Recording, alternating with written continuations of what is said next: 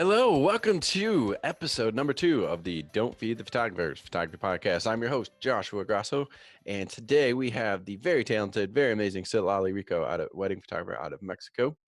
I discovered Citlalli back when I joined Fearless Photographers around 2013, 14-ish, and she was Photographer of the Year at the time. So she's been producing amazing work for a long time. We're going to learn a lot of things about her today. Very excited to have her on. We're going to talk about her journey and using emotion and capturing emotion in photographs, and also finding personal projects even on a wedding day. That's one of the cool things that we'll get into. If you'd like to check out her work, go to Instagram, and it's just Citlalli Rico Photography, and you can see a lot of her awesome work. She's got a real good knack for getting little subtle moments throughout the wedding day, so that's a fun thing to see with her work. If you'd like to learn from her, she has a Patreon page with Daniel Aguilar called MX Colectivo.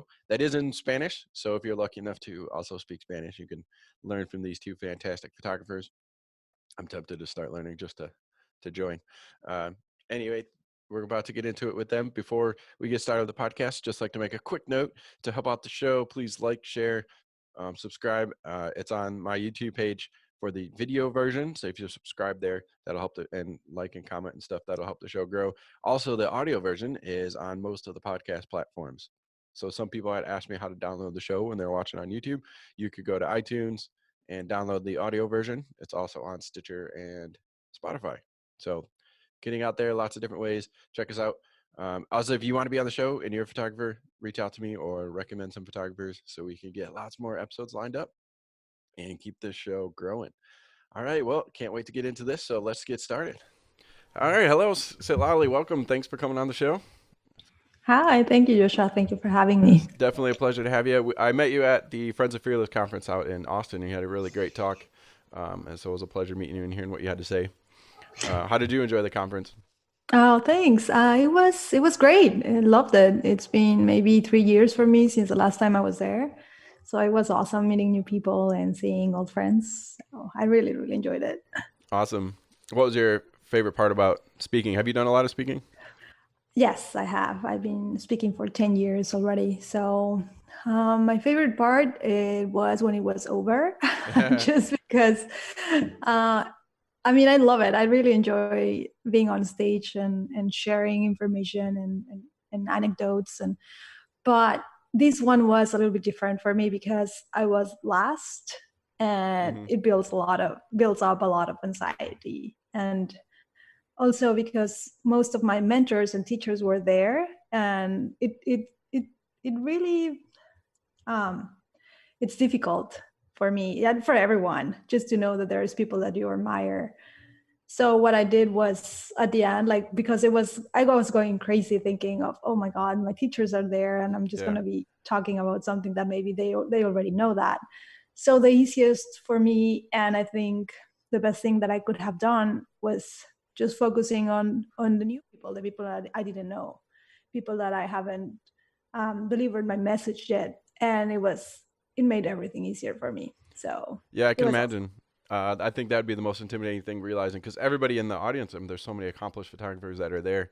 So it's not like speaking in newbies. You'd be like, I would say stuff, and they'd be like, I already know that. What is she up here trying to teach me this stuff for? Exactly, Yeah. So exactly. It's and of course, like, my teachers and all the people that is there, they're not there to judge, right.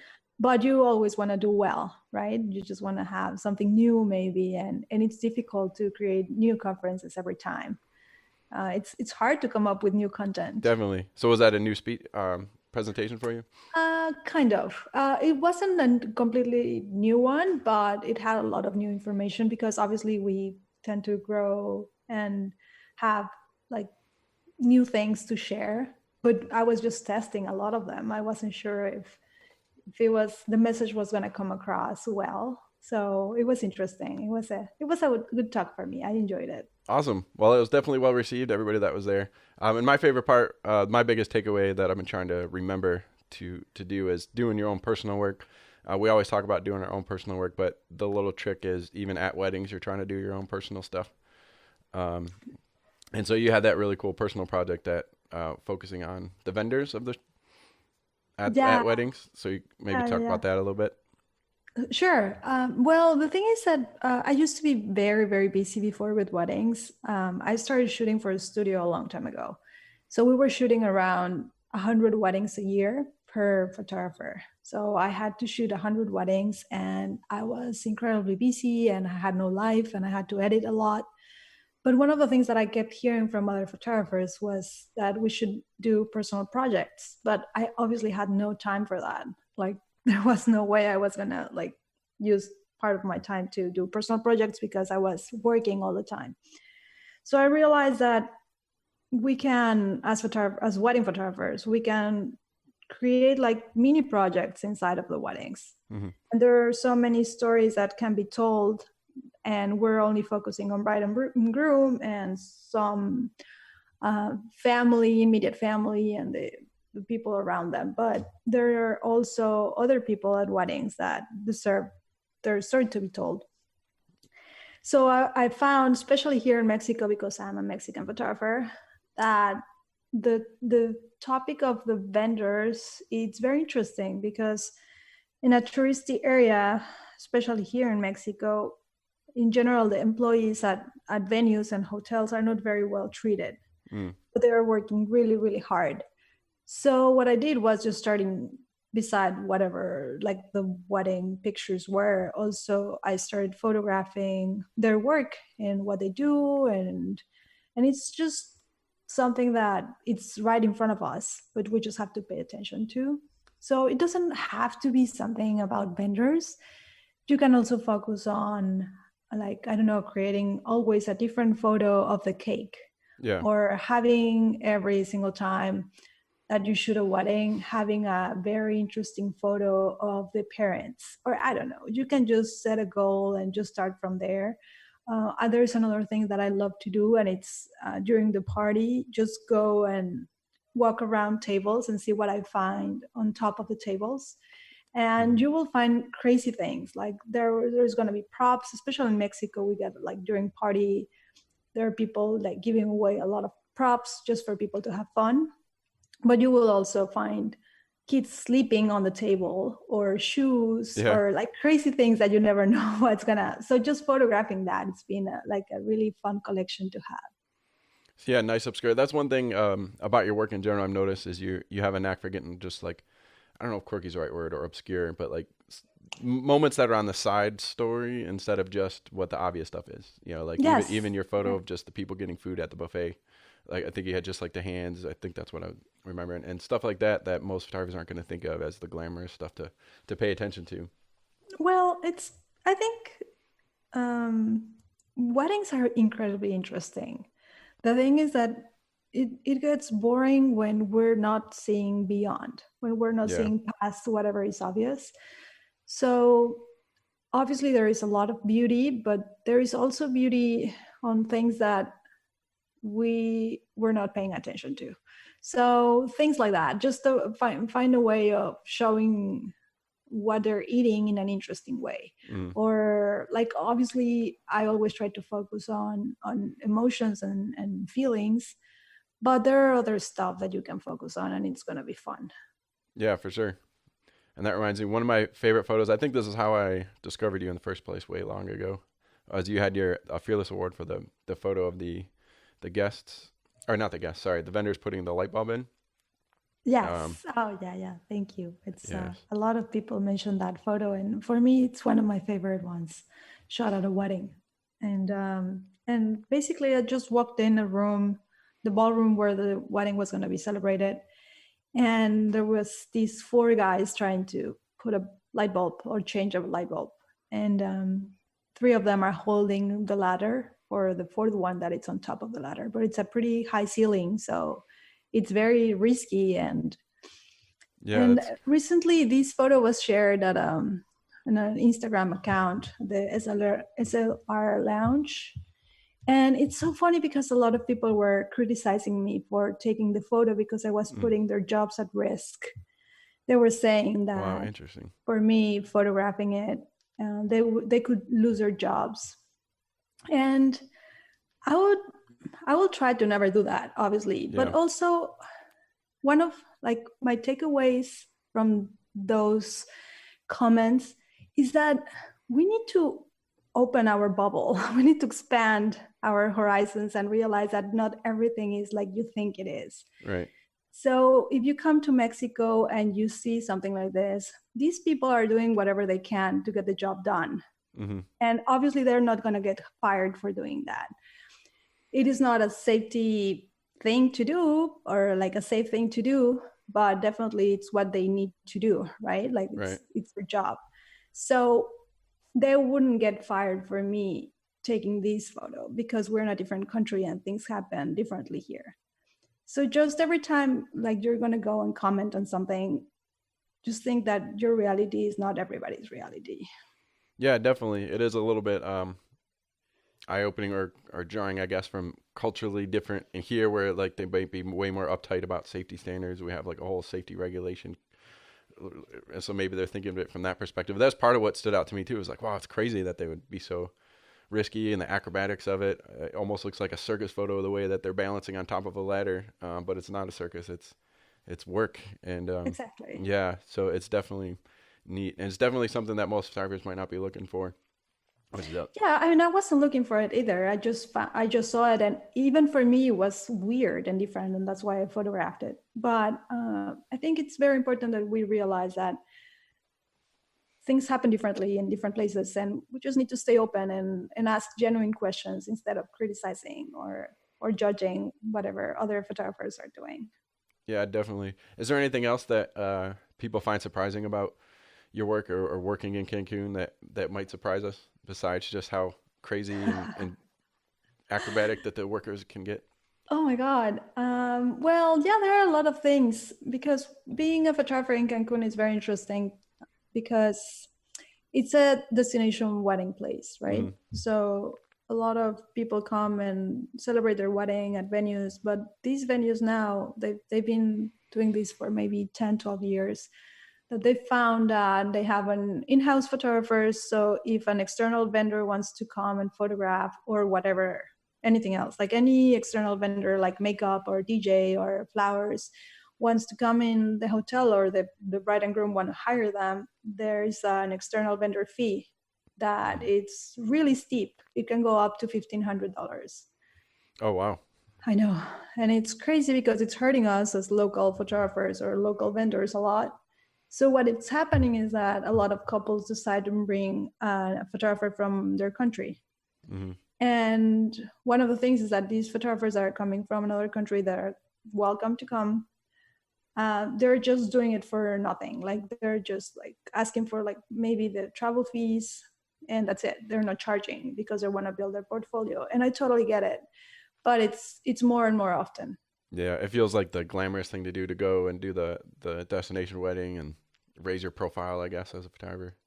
Yeah, and it makes sense. I get it. I totally get it. And it's fine if you do it once, mm-hmm. but please don't keep doing it because it's hurting the local economy. So if you're actually going to come and shoot, well, please charge. Like your full rate will be nice.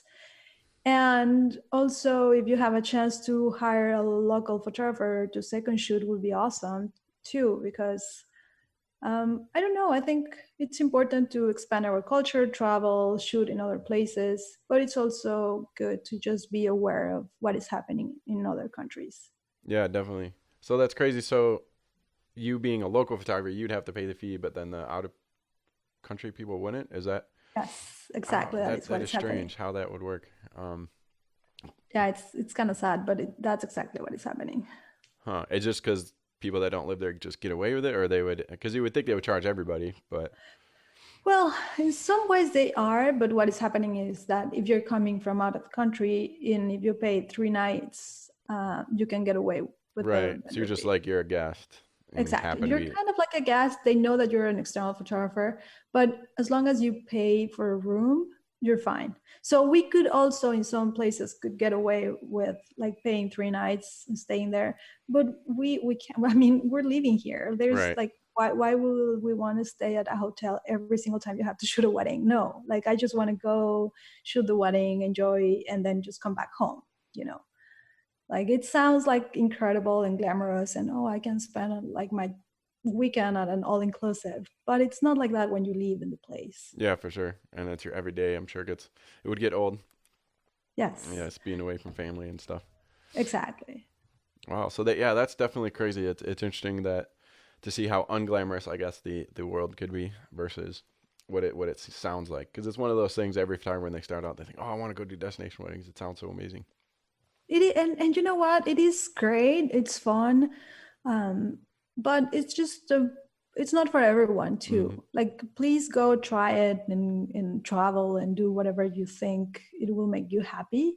But just realize also that there is this side of being a destination photographer that, well, keeps you away from your family for a long time, and you also have to travel with equipment. And there are some countries, like if you don't have a visa permit for working, that could be really risky. Like, Yeah. you're risking your entry to the country, but you're also risking whatever you have booked.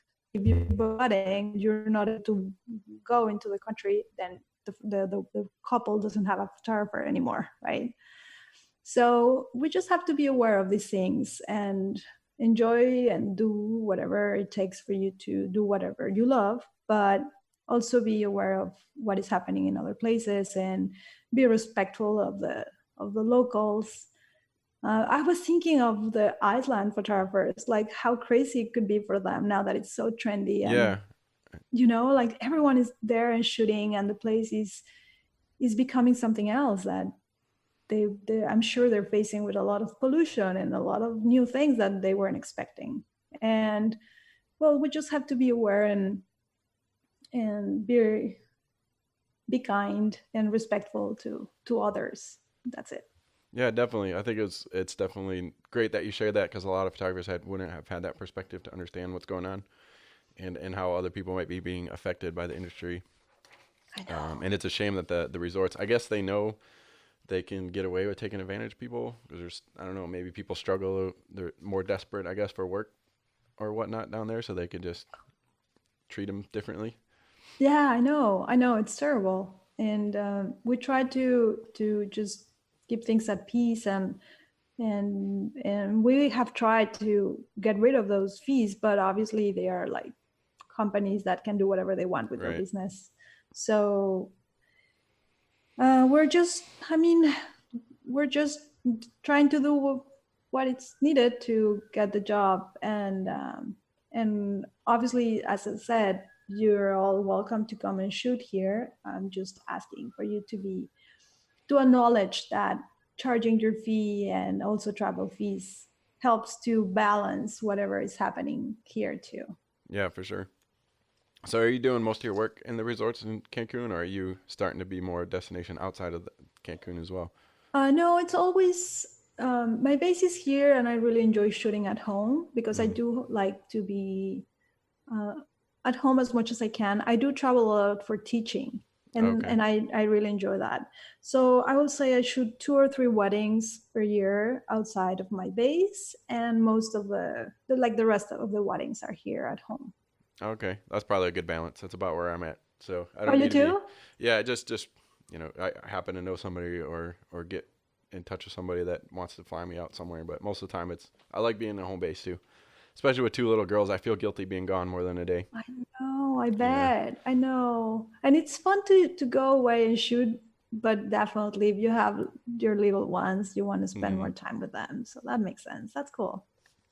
For sure. So, I guess some of the downsides of being in Cancun. What are some of the pluses? What are some things that you love shooting there? Well, I love that I know the place very well. Hmm. That gives me a lot of confidence. It's really good. Like, I know for some photographers it's great to shoot in a different place every time because you feel fresh and inspired.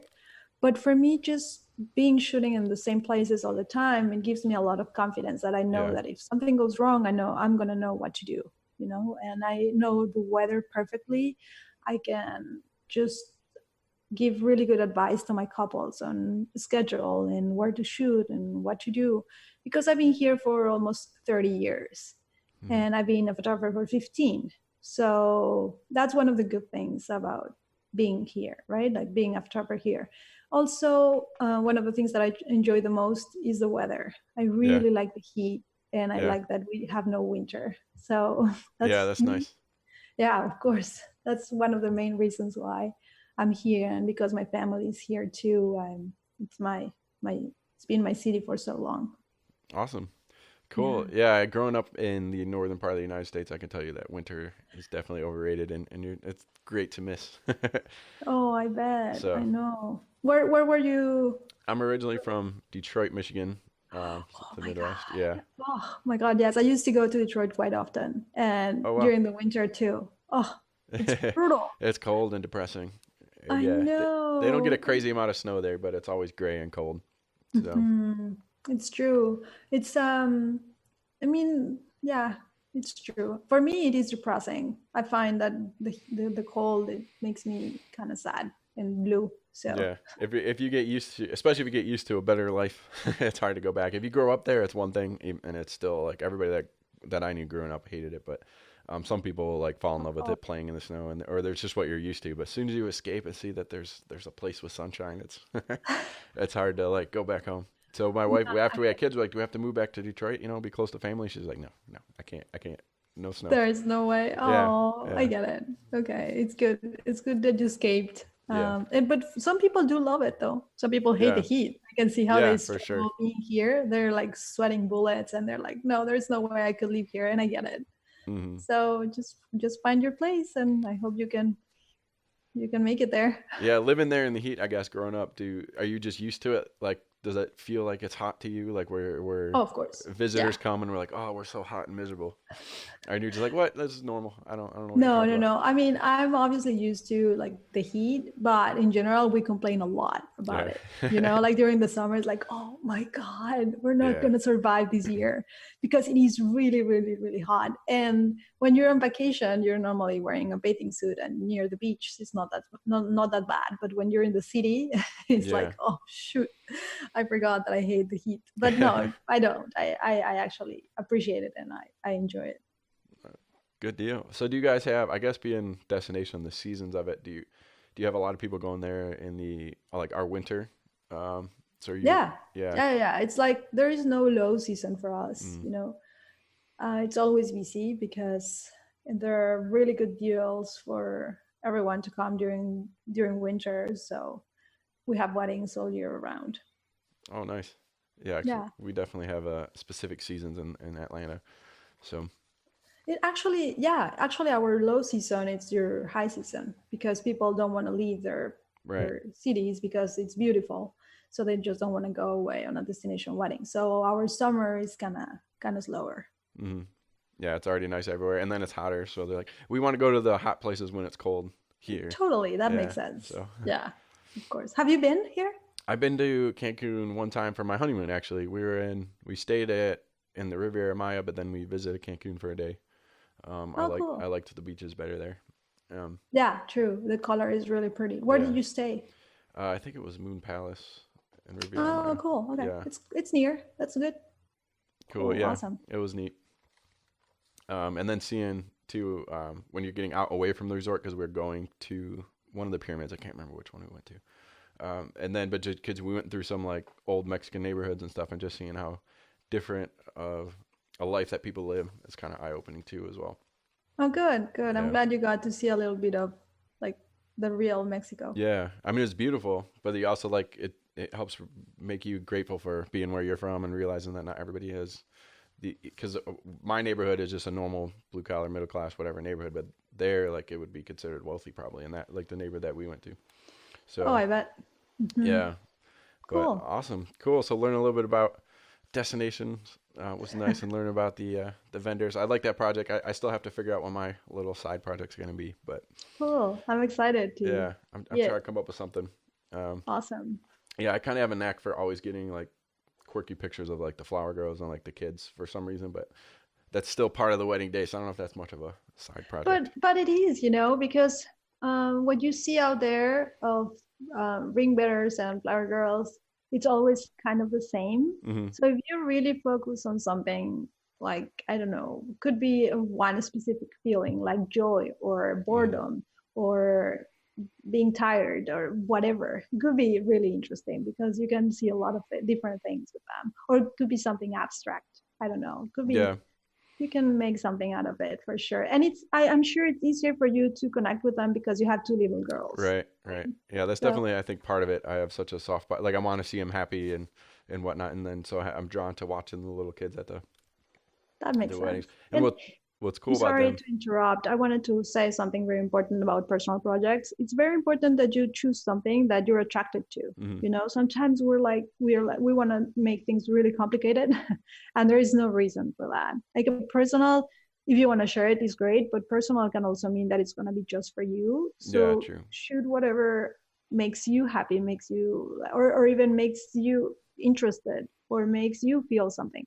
So if it's the girls like being happy, that's awesome because it makes sense because you're seeing your kids there Mhm. too. So Definitely. Yeah. I think and kids are definitely a good inspirational source I get because their emotions are always so all over the place as far as there's a much wider range of emotions than kids, whether it's yeah, super happy, super confused, super excited, super sad, whatever it is, it's always big emotions with the kids. I think that's why I'm always watching them.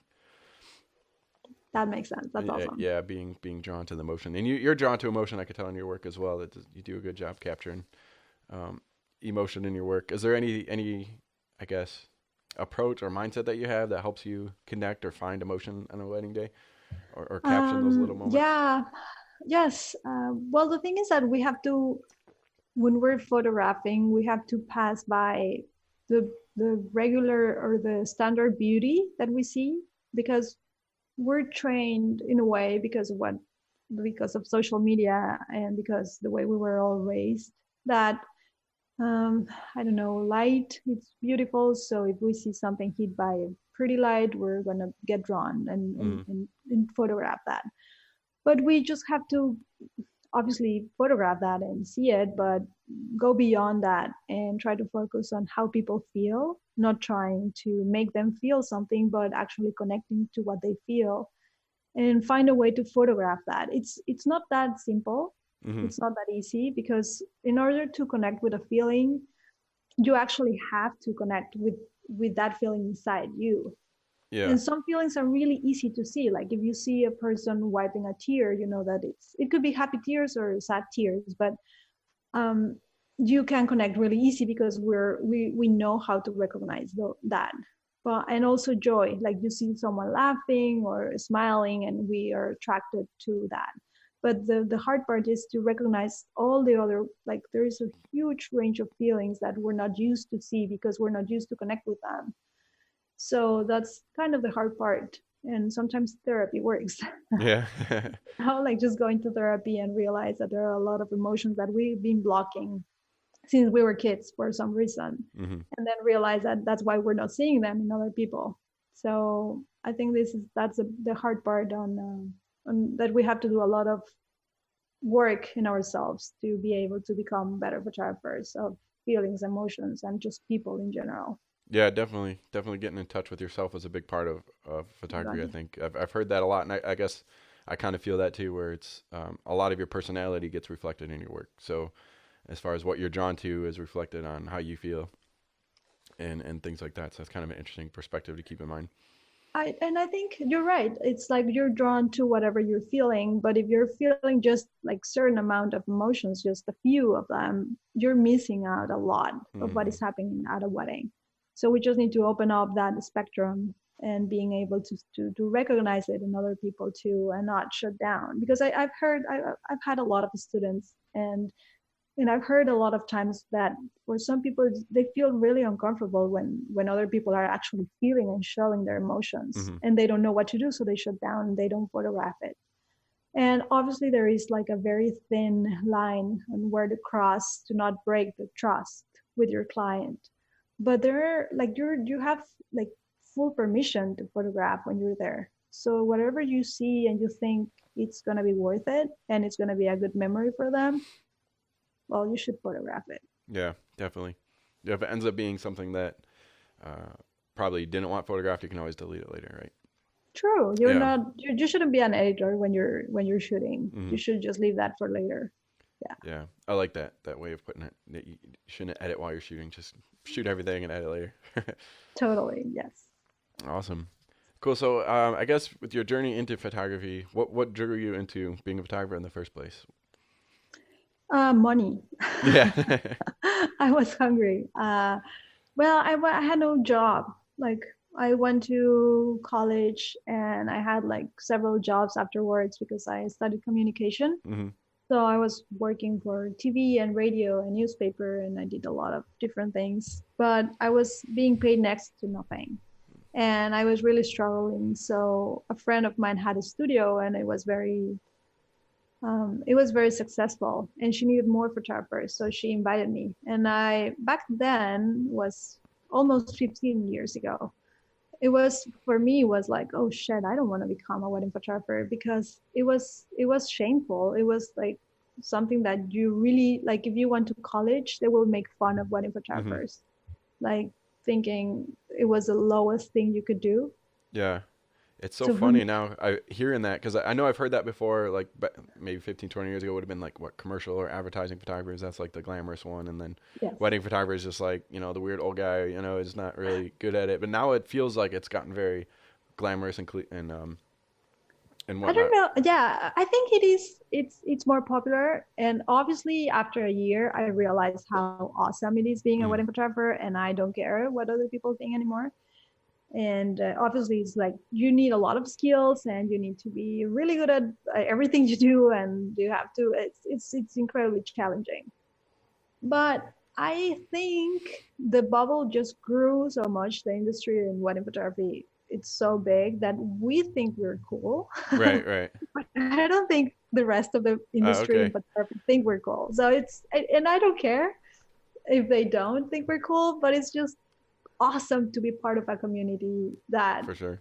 we try to like be better, and it's one of the best industries out there. I'm just really proud of being part of it. Yeah, definitely. It's definitely, and that might be true. There's just so many fun, cool photographers that we feel like we're all cool, and, Exactly. and like I Exactly. look up to so many people and think they're all super cool, and then, but It's secretly true. the advertising photographers are still like, Yeah, they wedding still photographers. think that we're trash. Yeah, but it's funny because we're enough already to support and acknowledge that we are cool. So that's good.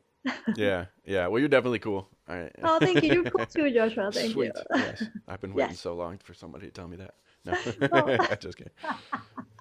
Cool. So you started just basically you just dived in as a job, and then so you didn't have like a big background in photography before that, really, other than. no, just in school, like for sure, I learned the basics. Hmm.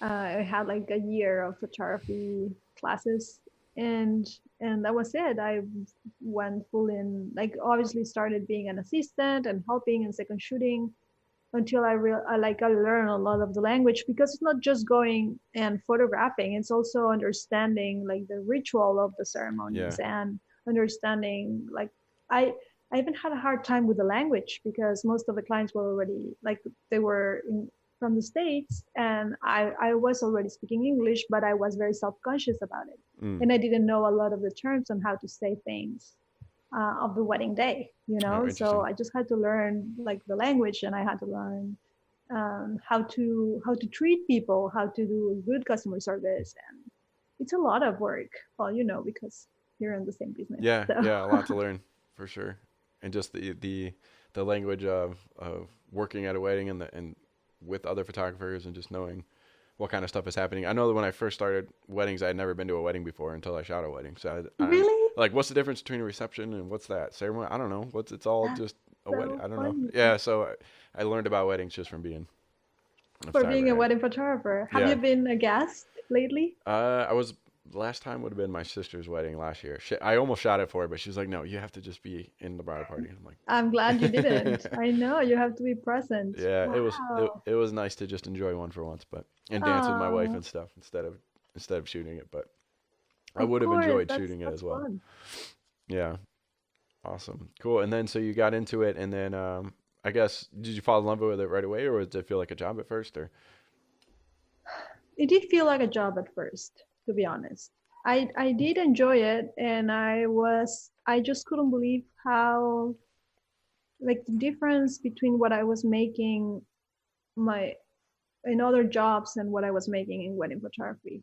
Like I was I was really working hard to get certain things done. I wanted to get the eye surgery, just Hmm. to like the laser one, you know, and for so many years. And I was like, oh, that's not never gonna happen with what I'm making working at the TV station.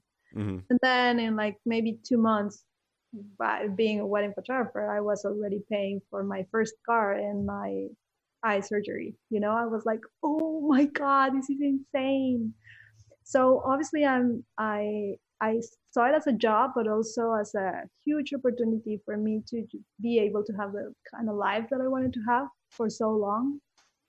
And and I'm just really grateful Yeah. because it's a huge privilege to be able to, especially here, you know, like I'm sure in the States too, for some people it was a huge way to just become wealthier or being happier. But for me it was a life change thing, like completely. Oh, I just nice. couldn't believe how awesome it was to be able to do certain things that just keeping a regular job I would have never been able to do. Definitely. Yeah, it's definitely important to remember to be grateful because not everybody gets to do something that they enjoy doing or working for themselves. There's so much liberation and kind of satisfaction that comes working for yourself and things like that. So yeah, so I moved from teaching, and I enjoy teaching enough. Like if I had to have just a job, where it felt like a real job. I mean, teaching isn't that bad, but it does wear on you. And then then I moved into photography just because I loved it, and then to realize how much happier you could be working for yourself, even if you work twice as long or work just as hard.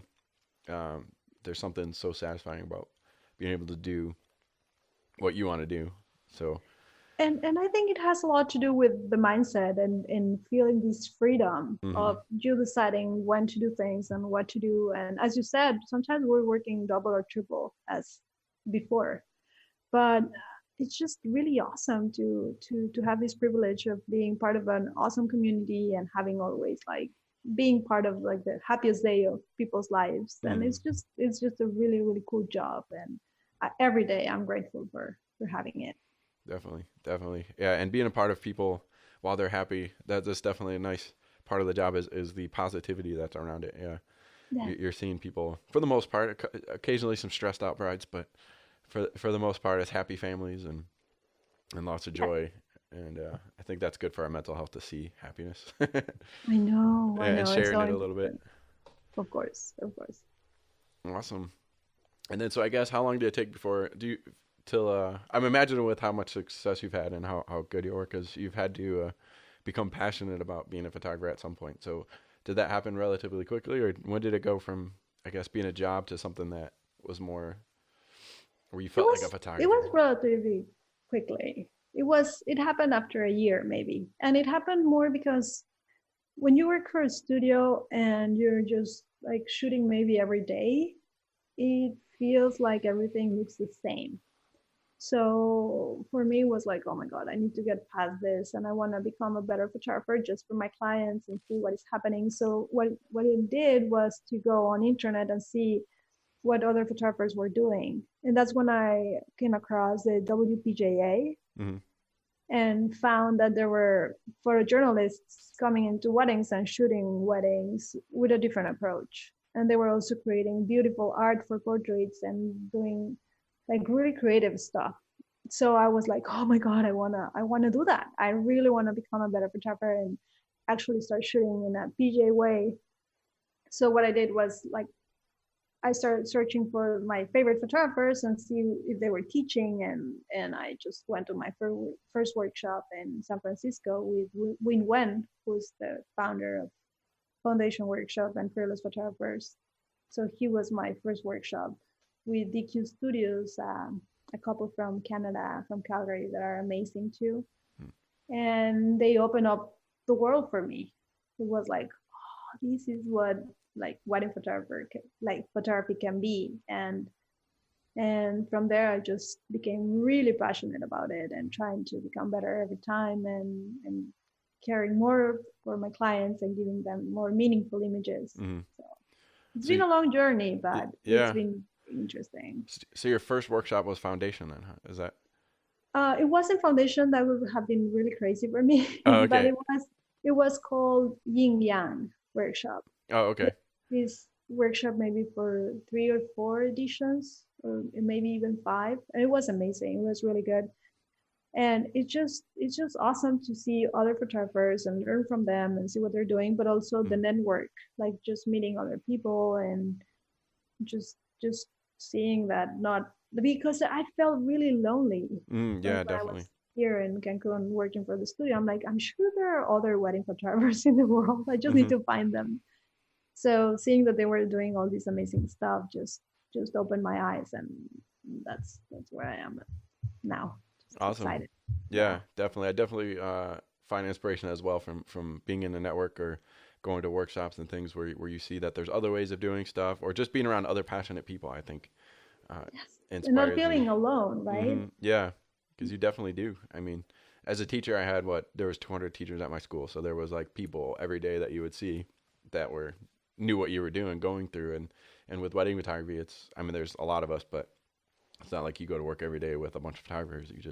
You maybe run into them at a show or something or a conference. So yeah, it does feel a little bit lonely sometimes. I know. I know. It was great to find out that I wasn't the or we weren't the only studio in the world. And it's just nice to see that other people have problems and have struggles and how they overcome them. It's just very inspiring. Definitely, and yeah, definitely seeing other people struggle sometimes is also an important part of the process because it's so easy to see everybody's award-winning images all over the place and their best stuff and think, God, everybody's got to figure it out but me. And so, oh, they struggle too. Oh, okay. Oh, they feel like an imposter sometimes, or they're afraid, or whatever. Yeah, it helps you realize that it's okay to be human. You can still be good. Exactly, of Yeah. course. And I think social media, and we're a lot to blame there, right? Like we tend to show just happy and awesome, Hmm. and we don't keep it real. So sometimes just like a reality check is always good. Just to, hey, I'm struggling to book weddings this year, but we're always afraid to say those things, right? Yeah. Yeah. So when you hear it from other people, you're like, oh, okay, it's not just me. Like it doesn't.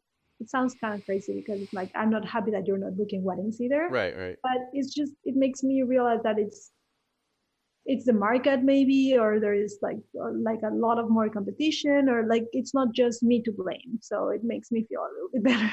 Yeah. So Definitely. it's important to just keep it real and just be honest sometimes. And maybe you don't want to post it on social media and say, hey, I'm struggling, but you can reach out to friends and say, hey guys, how are you doing, and maybe we can do this to help each other out, or I don't know. It's just good to share mistakes and failures and struggles for sure. Yeah. It definitely, and I think more people should share a little bit. Well, it's hard for people really to share that kind of stuff because you don't want to be, you're going to be judged, I guess, or you're afraid of being judged. But sometimes Mhm. it makes you more relatable to have a little bit of realness instead of all perfect. True, Yeah, definitely. I thought it'd be fun to have an Instagram page where it was only bad stuff, not just my highlights. So when I slept in instead of getting up early, or when my house is a mess, or like when I screwed up at it was only all the bad stuff. So see, I'm real, like everybody, It almost I wonder if that would be like super popular because everything is perfect all the time. So It's true, you're right. You could try it. And at least if you're like not ready to fully do that, you can definitely share, I don't know, once in a while your messy desk. yeah, That would be amazing because we always see like these perfectly aligned things in a desk, and we're like, yeah, oh, how long is that gonna last? So yeah, just sharing like real stuff once in a while in your Instagram profile, it's gonna be fun for you and for the rest of the people to realize that we're definitely never always perfect. mm, yeah, definitely makes us more human. I think people appreciate, but it's still too scary probably to go too far into too many mistakes. I understand, of course. Yes. So, would I guess finding inspiration from other people in the past, going to workshops and things. Is there anywhere that you're looking for inspiration now that's different, or where do you see yourself trying to go with the future of your business? Yes. So because of how I started, and I was really struggling with money and coming from a background where I wasn't like poor, but Mm-hmm. I do come from a middle class family that was struggling to like help us go through education, for example. I always had a scholarship, and I had to work my entire college just to help out. Um, I I do have like a weird loyalty for wedding photography where I feel like because it helped me to transition to a different life quality, I feel like I owe everything to it and I Mm. should always stay with it. So every time I try to do something different, I'm like, no, you shouldn't leave wedding photography. It's so funny because it feels like a relationship, Yeah, for sure. like it's so interesting. And right now I'm going through this process where I'm just trying to add up things to whatever I do with my photography and weddings and all that. And I've always liked to create things. So I'm about to take a long course during the summer of jewelry. Oh, nice. I'm really excited about it and working towards just learning new abilities on doing different things beside photography. And that has helped a lot on my photography too, because my brain is like in creative mode. Mm. Even if I'm just doing watercolor or whatever, it doesn't matter. But just creating something different is just helping me to be more creative in my photography too. Yeah, definitely. Kind of keeping the photography or creative juices flowing is probably a good Exactly. thing to do. I've been thinking about that as well, where people ask, what do I like to do in my free time? I'm like, I don't know. I don't have any hobbies. It's just photography, or I spend time with my kids. I don't have anything else. So yeah, it is interesting to think of what Yeah, else and, could you and do. it could be anything, Joshua. It could be anything that maybe you used to like before having kids or Hmm. before becoming a teacher. It could be just, I don't know, skating, or I don't know what you liked. But it's so important that we're still in touch with our hobbies and things that we enjoy, just because when we create, we're kind of connected in every sense. Like our bodies are connected to our brains, but we're also like in these energy level where it doesn't matter what you're creating, it just puts you at a state where it overflows and goes into all other areas. So it's just very important that we just stay connected to that, and we tend to forget, or we just don't want to do it because we think it's a waste of time, Hmm. but it is definitely very inspirational. Yeah, definitely. So you feel like you have a commitment to wedding photography, and so have you had other like temptations of other things you wanted to get into instead, or Any kind of arts, yeah? definitely, like plastic arts for Mm. sure. And I'm this year I'm just giving myself permission to do it because it's been like a struggle for many years that I'm so busy with wedding photography that I just can't, or I just don't make the time. And right now I'm like, okay, I'm definitely this year gonna do it. So I forced myself to get into this, like, it's a month uh, long course, and that way I have no reasons to say no anymore. Right. Like I'm just gonna do it, and I'm excited about it. Awesome. Yeah. Yeah, good luck. I'll be looking forward to seeing the stuff. All of a sudden, you'll be a world famous jeweler instead. I don't know. That's a lot of pressure. So Yeah, I'm just yeah, gonna try one step at a time. But yeah. for sure, More for fun. Not everything has to be like super for super success and lots of yes, money. you're It's good right. to You're have right. things. We tend to think that, but it's Hmm. it's it's for fun, definitely. Yeah, you definitely need stuff that's just purely for fun. Yeah. And I guess my for fun hobby would be this, I suppose, doing stuff like, even though it's related to photography, I'm like, what else can I do that's related to what I do, but that's more just for fun, like learn about audio and all this kind of stuff that goes into the It's podcast. awesome. It's Yeah, great. Yes, creating podcasts is it's a new art. It's amazing, and if you like to listen to them, you know how important they are for other people. So just this being like passionate about this, it's definitely something that you can just keep going because it's gonna help you tremendously. cool. Yeah, hopefully we'll keep it up, and I'll keep getting awesome people that'll want to talk to me, and we'll have a long running show. For sure, for sure. I'm sure it's gonna be well. It's already awesome. Cool, thank you. So as far, you said you've been teaching, how long have you been teaching photography?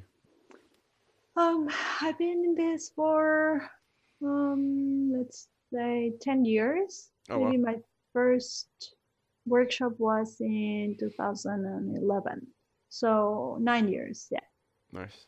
it's been a long road for sure, but it's been good. I love it. I really enjoy sharing with other photographers. Yeah, what's your favorite part about teaching, or I think Um, Obviously, seeing the change on people, seeing what they're taking away from your message, and knowing that you're being able to help a little bit in a way for them to, especially when they're feeling burned out or not inspired. It's I think it's my favorite when you realize that you can spark something in them. I think that's my favorite part for sure. Yeah, kind of getting them over that hump and getting them back on track and remotivated and Yes. Yeah. yeah, Because definitely. we all can relate, Hmm. right? So when you see that someone is able to get away, like get out of a hole of like feeling burned out and like, oh yes, if I help them, maybe I can help myself. Yeah, for sure. It's Yeah. just the way to like because when we're teaching, doesn't mean that we're not struggling the same way, or it doesn't mean if you're teaching how to become better with your composition, doesn't mean that we have perfect composition either. We just know how to do it, and we're also working towards that. But we're just trying to share a way for you to become better at it too in your own way, right? So the struggle is for everybody. Definitely. Yeah, and teaching I find is the best way to work through things and to figure stuff out. I learned, I mean, I guess I was supposed to know everything about science when I taught science, but yeah, teaching it, you really understand it at a different level. Of course. Just because you have to imagine what it's like to be the other person that doesn't know something, so you really have to articulate it and you really have to process it. So, yeah, definitely, it can be just as or more beneficial for yourself. Exactly. And as you said, you just need to know what you're teaching in many different ways to be able to come across with the perfect message for different people. So you do understand that in so many different levels, and it's really good. And of course, every time I give a workshop, I have these epiphanies for myself too. Like it's not just giving, it's also receiving. So it's pretty awesome. Yeah, nice. So, with teaching, do you do how often do you workshops? Are you mostly speaking or workshops or a little bit of both? A little bit of both. I think I'm more into conferences right now, but I do a lot of mentoring too. And we have a Patreon with Daniel Aguilar. We have the MX Colectivo, which is in Spanish, and we do maybe 2 or 3 videos per month of like educational stuff for wedding photographers or photographers in general. And part of it is being mentors, like just some one-on-one mentoring or some long-term programs. But most of the time it's conferences and maybe 1 or 2 workshops per year right now. But it used to be way more. Like I think when I started in 2012, I gave like maybe 12 to 15 workshops in a year. It Oh was wow, that's a lot. that was I had like so many students there that year. It was crazy. But then it's just you can also, well, because you're a teacher, it's like so exhausting Mm-hmm. if you Definitely. don't like manage your energy in a good way. So I realized that I just couldn't keep up with so many, and also shooting like 90 weddings per year or 100 weddings and teaching wasn't something that I just keep going for that long. So right now it's just maybe 1 or 2 per year. Okay. Yeah, that's a crazy amount of weddings too. Then 90. You don't shoot that many anymore, do you? No, no, no, Okay. no, no. It's I like know. I think I heard you talking before when you that when you started, you're up to that like 90, 100 a year kind of. was crazy. No, I am shooting 20 weddings now per Oh wow, year, big and change. big change. But it was slow. Like it wasn't 1 year to another. It was like Mm-hmm. from 100, I went down to 90, 80, 50. Like it just started progressively slowing down, and now I'm happy with 20. That's kind of like the number where I'm okay with, and I keep inspired and not burned out Mm-hmm. by shooting 20 weddings. Yeah. Yeah, I think that's definitely a sweet spot because I'm at about 25 to 30, but I feel like not all of them I get 100% of that attention and inspiration. I try to, but definitely when like if I have a month that I only have 1 or 2 weddings, I feel like I'm giving more effort mentally, bandwidth wise, creatively, than the months Yeah. I have like six. So, Well, obviously, because you're also your busy season is mhm, like in the same months, right? So it right. makes sense. Yeah, I understand. It used to be like that for me in May. May was our busiest month. May and November, but May was always like I think there was this May that I shot like 20 weddings. just in that month. I was basically shooting every day. Because obviously here in a destination place, people will get married on Tuesday because they're on vacation, so they don't care, whatever. It's obviously Saturdays are still the most popular day, but Monday, Tuesday, Wednesday is the same for them. So I was shooting pretty much every day. And by the end of May, I was like, oh, I feel bad for my clients because I'm not here anymore. Like I'm dead. Yeah. Like so exhausting, and my brain is dry. So right now it's more spread out, and it feels definitely healthier and better for them. Yeah, awesome. Yeah, I think that's definitely the sweet spot, because then once you're doing too many, you almost feel like you're just going through the motions, I think, just to survive. Like, yeah, I'm trying my best to shoot a good wedding, but you don't get to spend like 2 weeks just thinking about, okay, what can I do differently for them, or calling them and making sure you really know what they're looking for and that kind of stuff. Awesome. Well, cool. Is there anything else that you think you would like to share? No, I wanted to thank you. It's been awesome. Thank you. It was a great talk. It was thank you for all the questions and for the space. It's really good to be able to share a little bit more. And maybe just one last advice for everyone, to just remember that wedding photography is also a business, and if you're planning on educating yourself, also do the business part. It's very important to not forget that we need to become better on that side, even though we're creatives. So that would be my last advice. Yeah, the business part's huge. I think that's the lagging part of a wedding photographer's journey. Like, first it's all about, I'm excited about learning the skills. And then you start to realize I need to figure out the business stuff. And that, I feel like everybody's business skills is probably behind. Unless you're really successful quickly, you probably figured out the business first. But yeah, that's what I'm into right now. I was just trying to figure out sales and calling, converting people and that kind of thing. Awesome. Okay, cool. good. So where could people, and you mentioned your Patreon briefly a minute ago, but I guess if listeners wanted to check you out, where should they look for you, or how can they get on your Patreon? Sure. Patreon is MXCOLECTIVO, MX Colectivo. It's in Spanish, so if you speak Spanish, you're welcome to come. And we are also planning on adding subtitles to the videos now. And for my work, you can just check on Instagram, Citlalli Rico Photography, and Citlalli is CITLALLI. So that's where you can see my work, and that there's a link to my website and all that stuff. And I normally tend to answer really quick to any private messages. And if I haven't, it's just because I'm shooting, but I will eventually get back to you. Awesome. Cool. Yeah, I'll definitely put links to those as well in the description for the video or in the show notes as well, so people can find you if they're really interested in joining your Patreon. Definitely worth a follow on Instagram. Lots of great images. Thank you, awesome. Joshua. So thanks so much for taking the time to chat with me. I definitely enjoyed it. I think our listeners will get a lot out of it as well. And so, yeah, hope you have a wonderful day. And thanks so much for stopping by. Thank you. Thank you so much.